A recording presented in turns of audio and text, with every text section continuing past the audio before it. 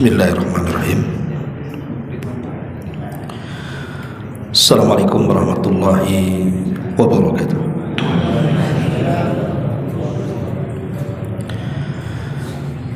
Ya Abdillah wassalatu wassalamu ala Rasulillah wa ala alihi wa sahbihi wa mawalah wa la hawla wa la quwwata illa billahi wa ba'd. Alhamdulillah, segala puja dan puji hanya milik Allah subhanahu wa ta'ala.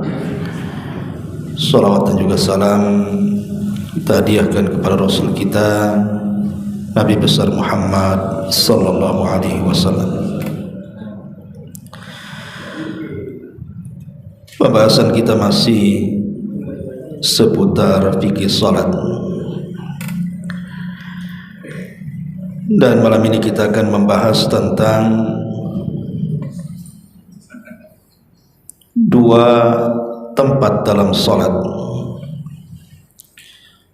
yang kalau kita berdoa di situ, maka dua tempat ini adalah tempat mustajab doa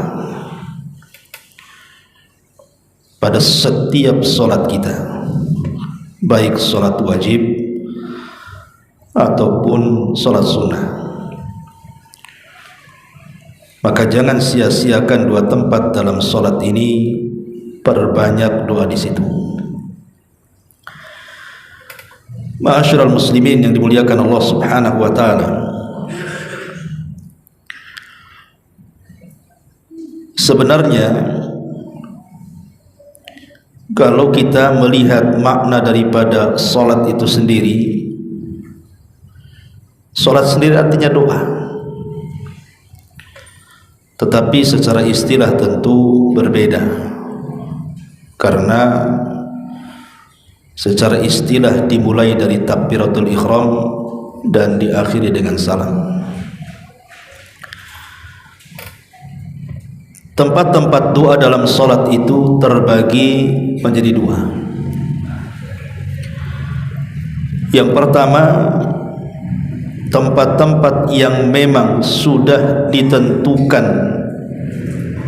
oleh Nabi sallallahu alaihi wasallam bahwa tempat-tempat itu harus berdoa dan doanya sudah ditentukan juga.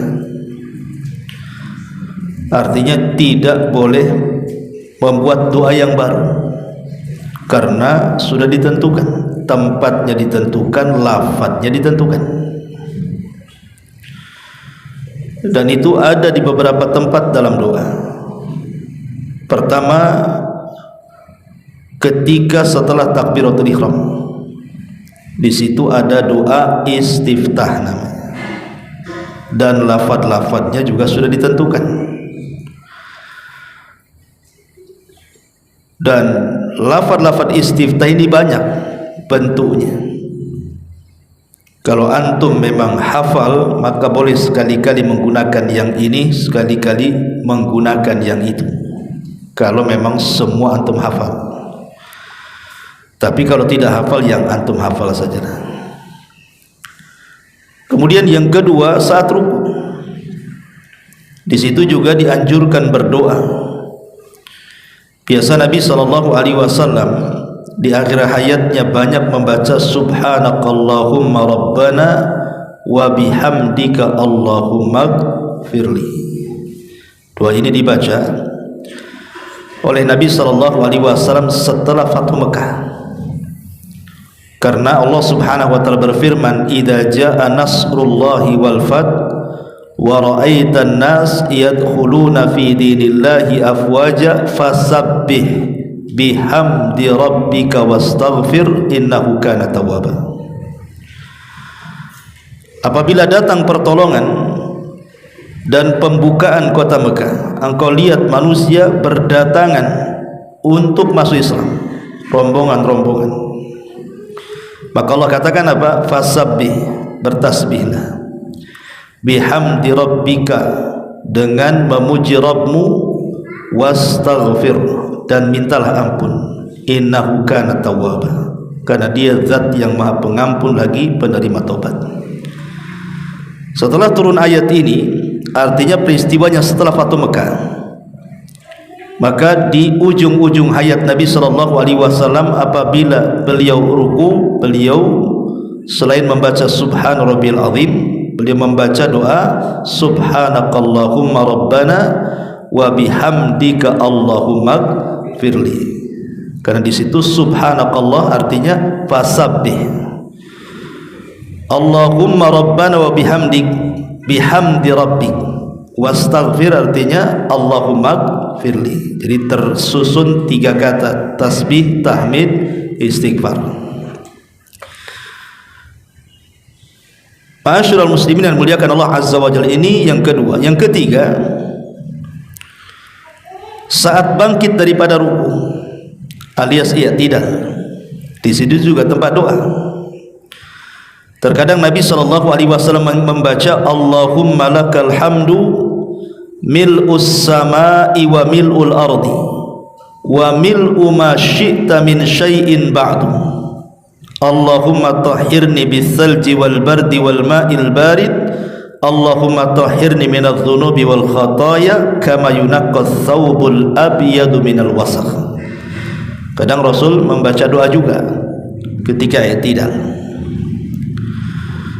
Kemudian yang nomor 4, di antara 2 sujud, terkadang Nabi SAW berdoa Allahumma gfirli warhamni wazburni wahdini warzuqni, bagaimana riwayat Imam Tirmidzi dan disahihkan oleh Syekh Nasiruddin Al-Albani rahimahullahu ta'ala. Kemudian yang kelima, terkadang saat membaca Al-Quran, apabila berkenaan dengan ayat-ayat azab, maka terkadang Nabi SAW berdoa supaya dilindungi dari azab Allah. Atau terkadang lewat ayat-ayat rahmat, maka Rasul berhenti kemudian meminta rahmat dari Allah Subhanahu wa ta'ala. Dan itu sebagaimana riwayat Imam Abi Dawud dan disahihkan oleh Syekh Nasiruddin Al-Albani juga dalam Sahih Abi Dawud. Kemudian juga yang keenam, doa saat kunut nazilah. Tetapi doa saat kunut nazilah ini sesuai dengan peristiwa apa yang berlaku, maka namanya kunut nazilah. Dari sini Al-Hafidh Ibnu Hajar rahimahullahu ta'ala, Al-Hafidh Ibnu Hajar rahimahullahu ta'ala, kemudian beliau meringkas doa-doa dalam salat itu. Kata beliau, yang pertama setelah takbiratul ihram, yang kedua saat i'tidal, yang ketiga saat ruku, yang keempat saat sujud, yang kelima saat di antara 2 sujud, yang keenam di akhir tasyahud akhir, kemudian yang nomor 8 saat kunut, ima kunut subuh atau kunut nazilah gitu ya. Kemudian juga ditambah dalam kondisi tadi membaca ayat azab dan membaca ayat rahmat. Ma'asyiral muslimin yang muliakan Allah Azza wa Jalla. Tetapi yang ingin saya jelaskan bukan ini, tapi tema yang kita akan bahas di malam hari ini adalah 2 tempat dalam solat yang kalau antum berdoa di situ maka mustajab doanya. Apa yang dimaksud 2 tempat ini? Yang pertama, indas sujud, saat sujud. Inilah doa yang paling mustajab, ikhwan. Tentu maksudnya setelah antum membaca kewajiban Subhana Rabbiyal A'la, ya minimal 3 kali, yang wajib kan 1 kali. Kemudian setelah itu antum berdoa. Ini tempat yang sangat mustajab doanya. Dan yang kedua nanti saya terangkan, di akhir tasyahud akhir sebelum salam. Ini waktu yang sangat mustajab, doa sebelum salam setelah tasyahud akhir. Baik, kita akan bahas satu persatu. Ma'asyiral muslimin yang muliakan Allah Subhanahu wa ta'ala, sering saya katakan bahwa posisi hamba ketika ketika sujud itu adalah posisi di mana dia sangat dekat dengan Allah Subhanahu wa taala. Dan itu dijelaskan dalam hadis Muslim. Kata Nabi sallallahu alaihi wasallam, aqrabu ma yakunul 'abdu min rabbih wa huwa sajidun fa aktsiru du'a. Berhubungan dengan Allah Subhanahu wa taala adalah tatkala dia sedang sujud. Maka kata Nabi sallallahu alaihi wasallam, perbanyak oleh kalian doa. Kenapa sujud itu kemudian paling dekat kita dengan Allah Subhanahu wa taala, seorang hamba dengan Allah Subhanahu wa taala? Karena dalam posisi seperti ini kita sedang menghinakan diri. Lihat kalau antum ada orang yang bersalah kemudian minta maaf sampai sujud-sujud, itu menunjukkan kan dia merasa bersalah betul dan ingin dimaafkan kan itu. Ada orang itu kalau minta maaf sampai sujud-sujud kan itu ya. Karena entah apa bagaimana lagi yang harus dia lakukan kan. Minta maaf dengan lisan sudah ditolak, minta maaf lewat orang ditolak, datang ditolak.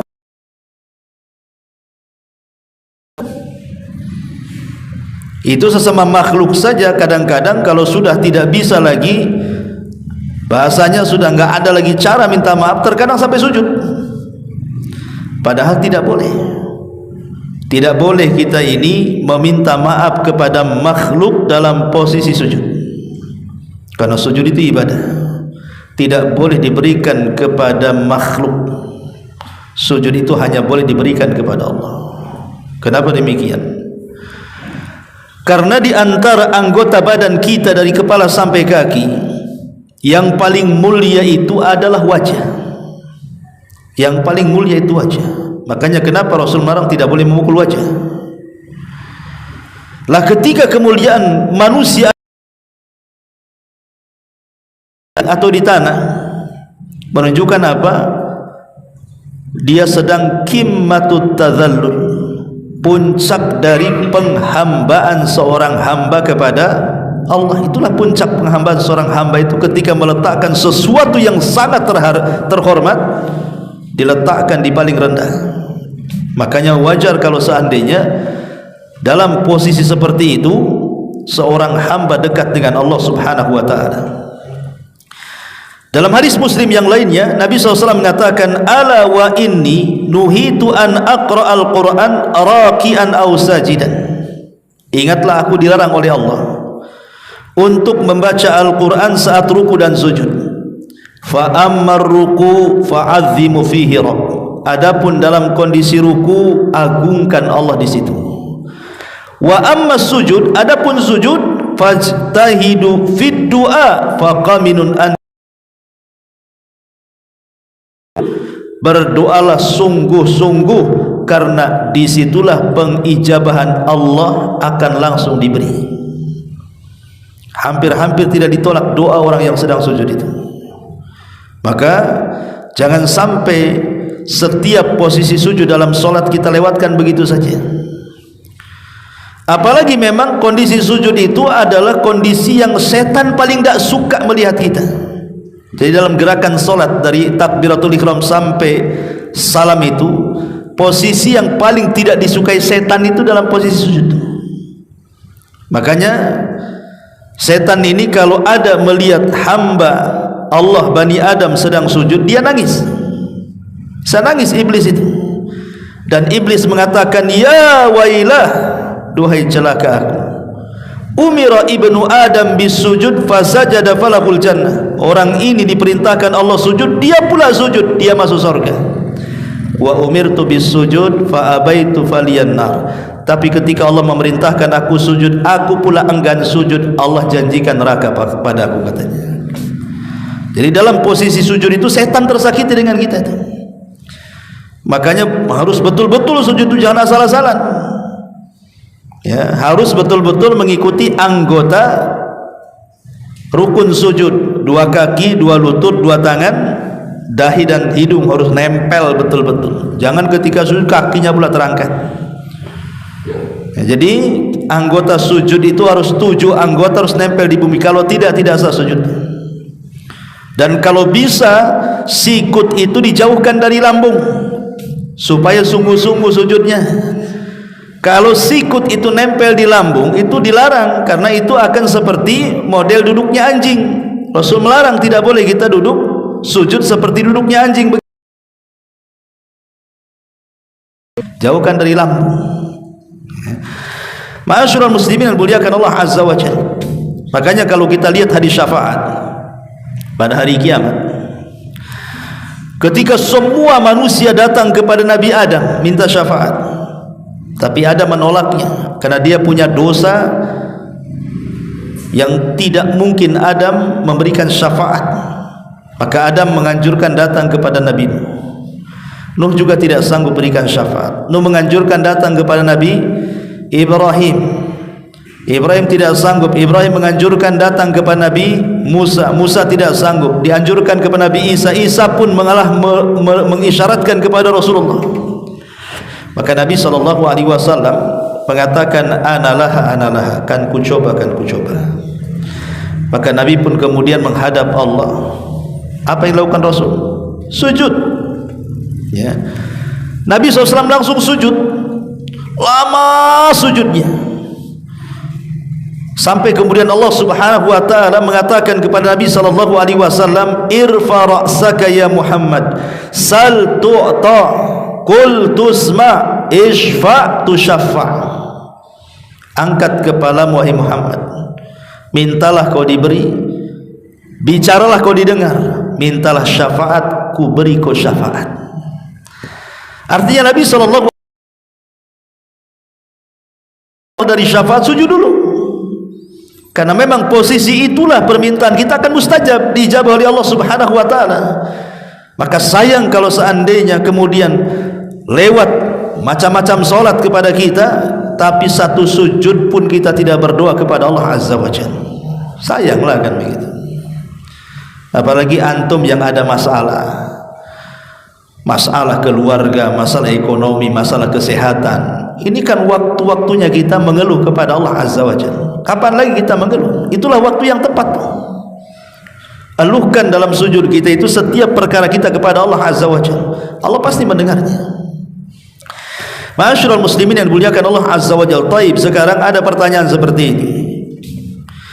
Ustaz, apakah doa dalam sujud itu setelah membaca Subhan Rabbiyal A'la, apakah harus menggunakan bahasa Arab? Pertanyaannya, boleh enggak saya pakai bahasa Melayu, bahasa Jawa, bahasa Padang, bahasa Alor? Serah. Boleh enggak menggunakan bahasa daerah? Atau harus bahasa Nusantara, Indonesia? Intinya boleh enggak berdoa selain bahasa Arab? Maka para ulama mengatakan, idza kana al-musalli yuhsinu ad-du'a bil lughatil arabiyyati fala yajuzu lahu ad-du'a bi ghairiha. Kalau dia memang lancar bahasa Arab, pandai berbahasa Arab, maka tidak boleh dia berdoa dengan selain bahasa Arab. Kalau antum sudah belajar bahasa Arab, bisa lah kan antum mengutip doa-doa Quran, doa-doa hadis, atau mungkin doa yang antum rangkai di bahasa Arab kan, begitu kan, maka itu lebih baik lagi. Lakin akan tetapi, idza kana al-musalli ajizan anid du'a'i bil lughatil arabiyyati fala mani'a minad du'a'i bil lughatihi. Tapi kalau memang orang yang salat itu lemah, orang awam, tidak bisa suruh bahasa Arab, ngaji pun tak tahu, suruh bahasa Arab makin tidak bunyi, ya. Kalau memang dia tidak fasih, tidak memang jahil, tidak bisa, seorang itu berdoa dengan bahasa masing-masing, tidak ada masalah, bahasa masing-masing. Walaupun tidak syak lagi, ikhwatul fillah muliakan Allah Azza wa Jalla, memang di sini ada khilaf ulama, ada khilaf tajam di antara ulama, apakah dalam salat itu harus menggunakan bahasa Arab atau tidak. Dalam mazhab Malik memang tidak boleh. Dalam mazhab Malikiyah tidak boleh kecuali bahasa Arab. Tapi pendapat yang kuat wallahu alam bahwa boleh kita ini berdoa dengan bahasa selain bahasa Arab bagi yang tidak pandai berbahasa Arab. Saya akan sebutkan alasannya. Satu, karena doa di dalam sholat itu bukan rukun, bukan wajib. Ya, yang wajib itu kan subhana rabbiyal a'lanya. Tapi selepas itu doanya tidak masuk kewajiban, tidak masuk rukun. Artinya ketika ini bukan wajib, ini bukan rukun, berarti boleh seseorang tidak harus menggunakan bahasa Arab. Ya, ini menurut pendapat yang kuat wallahu a'lam. Yang kedua, bahwa perkataan haramnya menggunakan selain bahasa Arab yang dikemukakan oleh mazhab Maliki itu tidak ada dalil sama sekali. Tidak bolehnya menggunakan bahasa lain. Kemudian yang ketiga, bahwa Allah Subhanahu wa taala menciptakan annallaha huwal khaliqul lughat jami'an. Allah yang menciptakan semua bahasa. Yang menciptakan bahasa siapa? Allah. Ya. Sehingga kemudian tidak mesti kemudian kalau doa selain bahasa Arab itu tidak menunjukkan mengagungkan Allah. Tidak mesti mengagungkan Allah, kan tidak mesti bahasa Arab. Bahasa selain Arab saja bisa mengagungkan Allah Subhanahu wa taala. Kemudian yang keempat, bahwa Islam ini adalah risalah untuk orang Singapura, Malaysia, satu dunia. Sementara tidak semua berbahasa Arab, kan intinya. Ada orang-orang yang tidak bisa berbahasa Arab. Lah karena Islam juga risalah bagi semua alam, dan semua alam itu juga berselisih cara ngomongnya dengan berbagai macam bahasa dan jenisnya, sehingga tidak ada masalah menggunakan selain bahasa Arab bagi yang tidak bisa bahasa Arab. Kalau seandainya yang kelima, kalau seandainya disyaratkan doa itu harus pakai bahasa Arab, nanti sulit ikhwan. Nanti yang berdoa itu yang bisa bahasa Arab aja jadinya. Kalau seandainya syarat doa harus bahasa Arab, berarti orang Arab aja berdoa. Antum orang kampung pisang di sini nggak bisa berdoa lah pakai bahasa Melayu, kan itu ya kan. Mana pula kan. Ya, jadi akan sulit ya, masyaqqah gitu. Makanya pendapat yang kuat wallahu alam bahwa berdoa dengan selain bahasa Arab dibolehkan bagi yang tidak yuhsin al-lughatal arabiyyah, yang tidak pandai berbahasa Arab. Taib. Dari sini kita katakan boleh berdoa selain Arab. Pertanyaan kedua, di mana letak doa? Apakah dalam hati ataukah di lisan? Sekarang kita sudah katakan pendapat yang kuat wallahu alam boleh.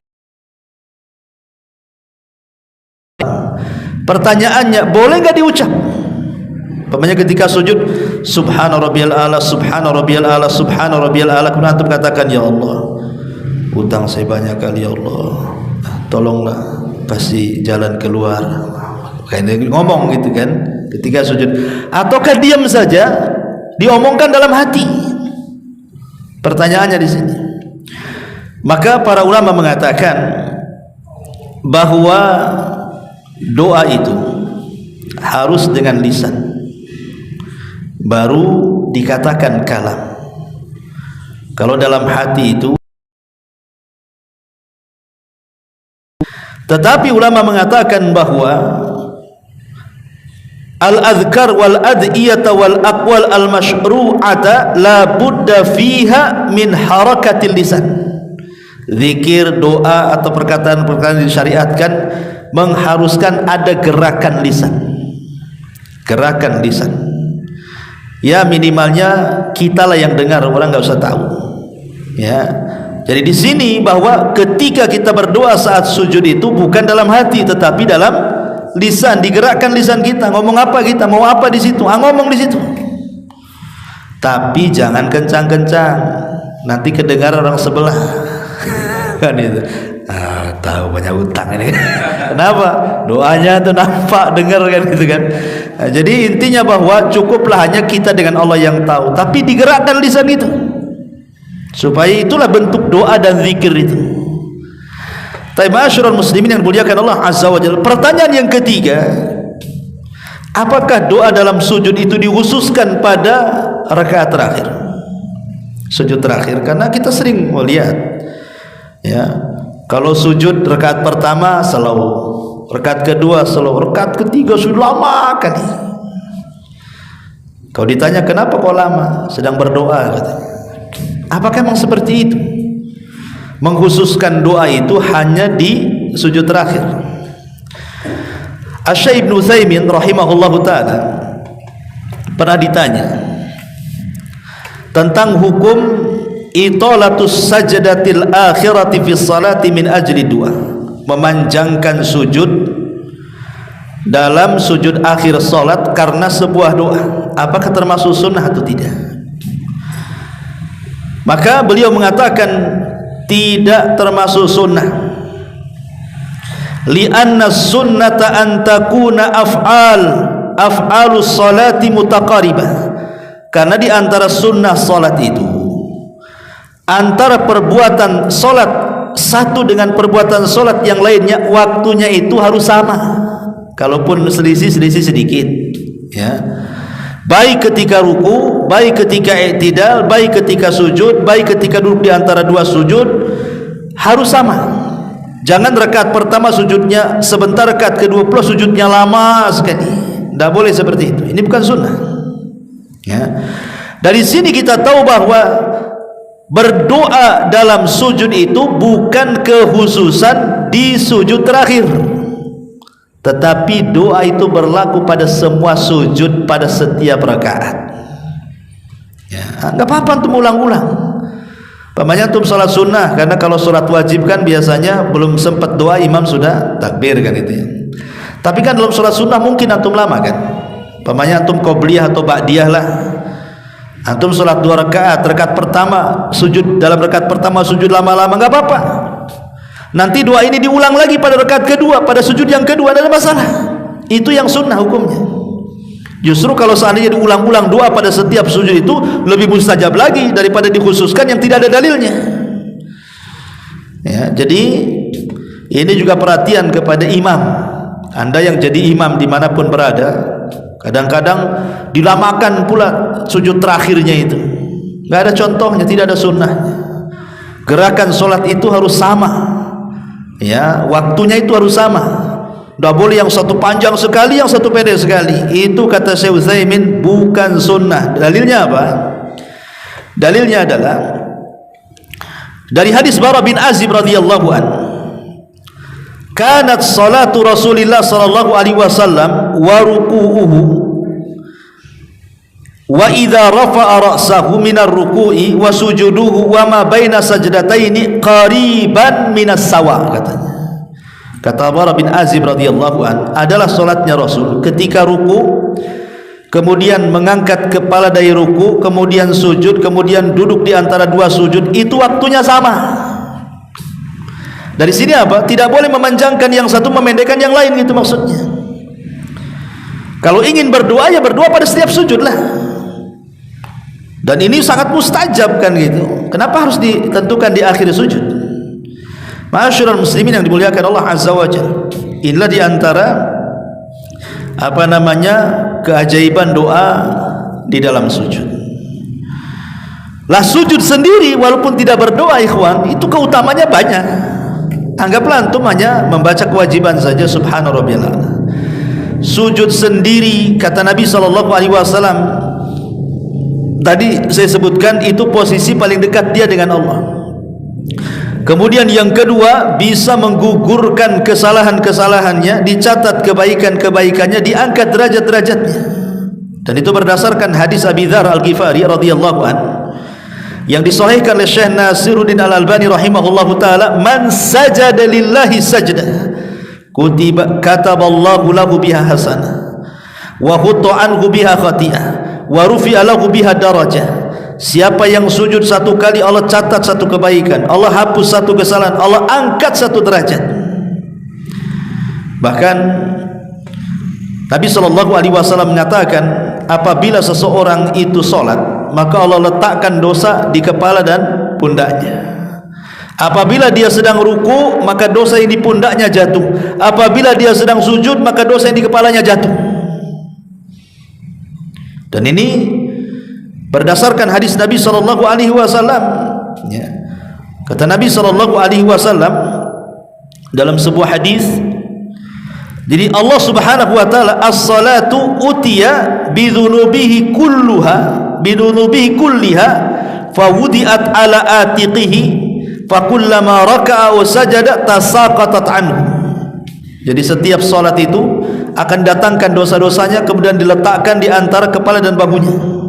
Apabila dia ruku dan sujud, berjatuhanlah dosa-dosa kita itu. Jadi sujud ini tanpa doa saja keutamanya luar biasa itu kan. Bahkan Nabi SAW ketika Rabi'ah ibn Ka'ab al-Aslami yang banyak membantu Rasul, anak kecil itu, kemudian Rasul mengatakan, kau sudah banyak membantuku wahai Rabi'ah, minta sesuatu kepada aku. Kata Rabi'ah, ya, aku hanya ingin menjadi temanmu di sorga. Kata Rasul, baik, tetapi tolong bantu keinginanmu, perbanyak sujud, katanya. Ya, jadi sujud adalah satu jalan menuju surga Allah Subhanahu wa taala. Ini yang pertama, letak doa yang sangat-sangat mustajab adalah saat sujud. Pada setiap sujud dalam rakaat, baik pada solat sunnah atau pada solat wajib. Ini yang pertama. Yang kedua, doa di akhir tasyahud. Doa di akhir tasyahud. Doa di akhir tasyahud, Nabi sallallahu akhtar minal mas'alati ma tasha. Kata Rasul dalam riwayat Muslim, setelah kita ini membaca tasyahud, maksudnya at-tahiyat, sampai kepada syahadat, sampai kepada solawat, kemudian kita membaca 4 perlindungan dari azab jahannam, azab kubur, fitnah kehidupan dan kematian, dan fitnah dajjal. Setelah itu kata Rasulullah, summa litakhtar minal mas'alati ma tasha. Kemudian kalian tinggal pilih doa mana saja yang terkait dengan masalahmu, doa di situ sebelum salam. Kira-kira antum ada masalah apa? Ya, masalah keuangan, masalah kesehatan, masalah ekonomi, masalah apa? Masalah keluarga, jomblo tak kawin-kawin, ya, duda tak kawin-kawin juga. Ada masalah apa antum? Minta di situ. Minta di situ, ya Allah, carikan aku jodoh yang cantik, yang kaya, yang nasab, yang ustazah. Anak pun mau kalau gitu. Jangan anda. Ya tidak masalah kan gitu ya. Tidak masalah, mintalah doa kepada Allah Azza wa Jalla. Tidak ada yang mustahil bagi Allah Azza wa Jalla. Ya. Ma'asyiral muslimin yang muliakan Allah Azza wa Jalla. Para ulama mengatakan, i'lam anna du'a ba'da tasyahudil akhir masyru' bidakhilah. Doa setelah tasyahud akhir itu disyariatkan tanpa khilaf para ulama. Wa'lam anna hadad du'a mustahabbun laisa biwajibin. Ketahuilah bahwa doa di akhir tasyahud itu sebelum salam bukan wajib, tetapi hanya sunnah saja. Berarti di sini kalau sunnah hukumnya sama dengan doa saat sujud. Nanti pertanyaan-pertanyaan tadi jawabannya sama. Boleh enggak berdoa dengan selain bahasa Arab? Boleh. Ya, kalau dalam sujud saja boleh, berarti di akhir tasyahud boleh kan begitu ya. Kemudian juga dalam hati ke di lisan, ya di lisan lah. Cukup digerakkan lisan kita. Digerakkan lisan kita. Dan dilakukan setelah melakukan kewajiban dan rukun. Ya, rukun-rukun dan wajibnya dulu yang dibaca, jangan sibuk dengan yang sunnah. Itu maksudnya ya. Berarti perhatikan dari at-tahiyatulillah, kemudian syahadat, kemudian solawat. Nah, itu kan ini yang rukun nih. Yang rukun karena dalam tasyahud akhir, bacaan-bacaan tasyahud itu jadi rukun. Lain kalau tasyahud awal wajib. Ya, kalau yang terakhir sudah saya jelaskan mana rukun mana wajib ya. Tetapi kalau doa perlindungan yang dari 4 itu sunnah saja. Sunnah dibaca nggak apa-apa, nggak dibaca nggak ada masalah. Ya. Nah, setelah itu kemudian ada doa sesuai dengan kehendak kita, itu juga sunnah. Kan sayang itu udah last sholat kan gitu ya, masa ditinggalkan ya doa. Itu kan waktu-waktu yang mustajab di situ sebelum salam ketika tasyahud akhir itu, maka jangan ditinggalkan. Ma'asyiral muslimin yang muliakan Allah Subhanahu wa taala, saya kira ini yang bisa saya sampaikan, Iwan. Saya adab. acara nih malam ini, mungkin tergesa-gesa. Mudah-mudahan ada manfaatnya. Subhanakallahumma bihamdika asyhadu an la ilaha illa anta astaghfiruka wa atubu ilaik. Allahu ta'ala. Assalamualaikum warahmatullahi